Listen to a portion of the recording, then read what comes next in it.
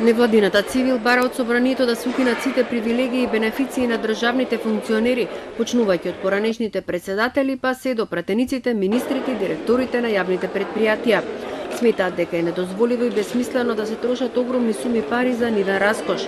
Градоначалниците, както и функционерите во законодавната и извршната власт да се откажат од луксузните автомобили, патните и репрезентативни трошоци, скапите патувања, луксузниот мебел, апанажите да се укинат или пак да се сведат на минимум.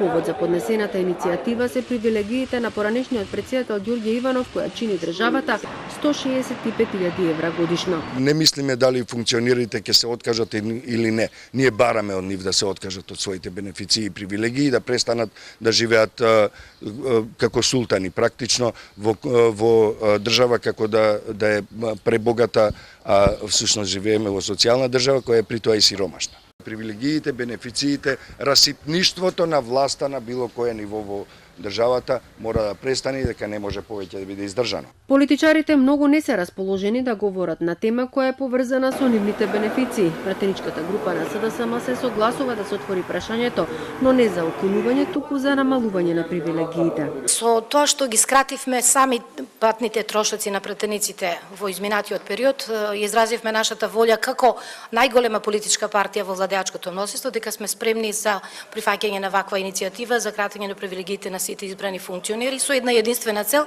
парите да останат таму каде што и треба, да бидат во рацете на граѓаните.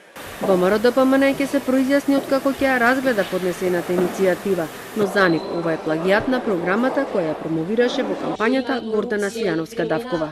Ценетата професорка секаде посочуваше дека бара да и бидат намалени оние бенефиции кои што следуваат, така што мислам дека е во делот на она што би било прифатливо за намалување на бенефициите на функционерите во Република Македонија.